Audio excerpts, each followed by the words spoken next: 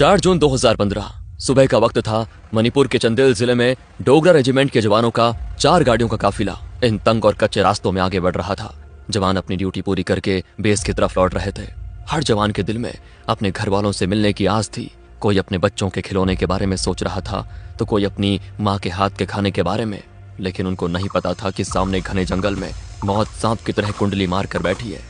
मुंह पे काला कपड़े बांधे और हाथ में deadly assault rifles, rocket propelled grenades और आईडीज पकड़े लगभग 50 आतंकियों का एक झुंड इस जंगल की झाड़ियों में एक भयानक साजिश रचकर छुपा हुआ था। फौजी अब जंगल की सबसे गहरी और सुनसान घाटी में पहुंच चुके थे। तभी झाड़ियों में छुपे उन आतंकवादियों में से एक अपनी पोजीशन लेता है और अपना रॉकेट लॉन्चर हमारे फौजियों के लीड काफिले पर लॉक करता है। बाकी के आतंकी अपनी स्नाइपर्स और एलएमजीज का जूम सीधा हमारे जवानों के सिरों और गाड़ियों के पेट्रोल टैंक्स पर सेट कर देते हैं। उधर काफिले में सबसे आगे चल रही गाड़ी के टायर के नीचे अचानक एक नुकीली चीज आती है और टायर पंचर हो जाता है। गाड़ी झटके से रुक जाती है। पूरा काफिला वहीं पे थम जाता है। इसके बाद अचानक एक कान फाड़ देने वाला धमाका होता है। एक जोरदार आईडी ब्लास्ट ने लीड ट्रक को हवा में काफी फीट ऊपर उछाल दिया। झाड़ियों में छिपे इन आतंकवादियों ने हमारे फौजियों पर अंधाधुंध गोलियां बरसाना शुरू कर दी थी। हर सेकंड में सैकड़ों गोलियां गाड़ियों को चीरते हुए जवानों के जिस्म में उतर रही थी। आरपीजीज ने दूसरी गाड़ियों को भी आग के गोले में तब्दील कर दिया। एक तरफा फायरिंग के बाद ये आतंकी हमेशा की तरह डरपोक गिद्धों की तरह बॉर्डर क्रॉस करके म्यांमार के घने जंगलों में जा छुपे। उन्हें लगा उन्होंने एक और बार शिकार कर लिया और अब वो आराम से बैठेंगे, पर वो एक भयंकर भूल कर बैठे थे।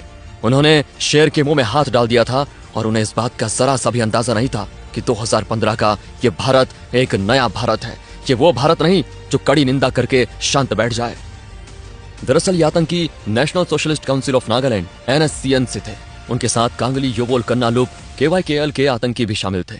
SS खापलांग जो इस आतंकवादी संगठन का मास्टरमाइंड था, उसका मकसद नागालैंड को काटकर नागालिम नाम से एक अलग इंडिपेंडेंट देश बनाना था। उसका मानना था कि भारतीय संविधान उन पर जबरदस्ती थोपे जा रहा है। साल 2001 में भारत सरकार ने इनके साथ एक सीज फायर एग्रीमेंट साइन किया था ताकि नॉर्थ ईस्ट में शांति बनी रहे। लेकिन मार्च 2015 में अचानक खापलंग ने इस सीज फायर को तोड़ दिया, क्योंकि इस शतरंज के पीछे के खिलाड़ी कोई और थे।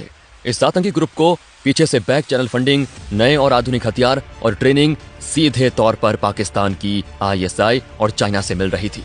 इन दुश्मन देशों का मोटिव बहुत ही क्लियर था, इंडिया के नॉर्थ ईस्ट को अशांत रखना ताकि भारतीय सेना का ध्यान बॉर्डर से हटकर इंटरनल सिक्योरिटी में उलझा रहे।